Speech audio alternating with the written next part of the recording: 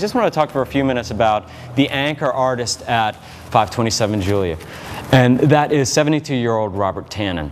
Tannen came into my life when I was 19 years old, actually when I was 17, and worked for an architecture firm called August Perez Associates, and they were the master planners and architects of the World's Fair in New Orleans.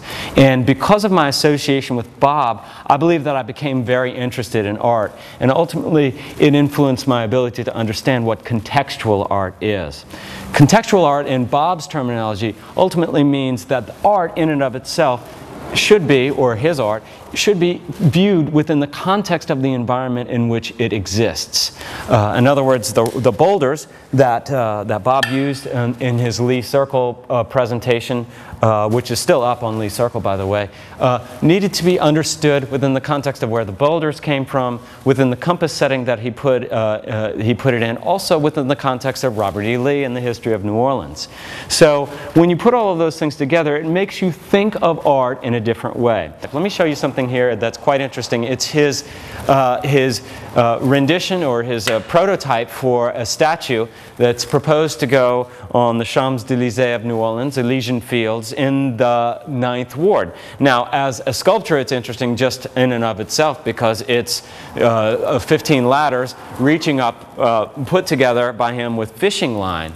Now, the ultimate sculpture is 1 foot to 100 feet, so it's a gargantuan sculpture, but putting it into context in the 9th Ward, which was decimated by Katrina, and having ladders moving up out so that you could actually get up to the top of the structure and see into the river and see over this neighborhood, it puts it into the kind of place which would give hope to residents, look back to a certain extent on what had happened, and it's an optimistic piece in that sense. So ladders, interesting. Ladders in the 9th Ward, contextually far more interesting. Bob has always been fascinated by shotguns in New Orleans because the shotguns were designed specifically for this particular area because of very small and narrow lots, and they were designed to capture breezes in a brutal tropical climate.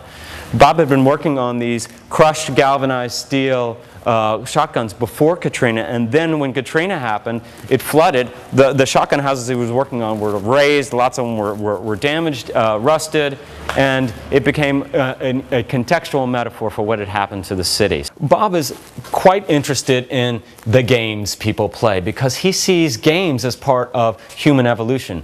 Games in our ancient times often ended with the losing team being slaughtered. And so, therefore, if you see it in that sense, in the context of what a ball means, not just as a ball and a sporting kind of device, but as something that flies through the air, something that is, has meaning from an evolutionary standpoint, it fits very well within the body of Bob's work. It's one of these great spaces and a great thing to do in New Orleans on the weekend, or to bring some visitors for Jazz Fest into. So I hope to see you right here at 527 Julia. Thank you.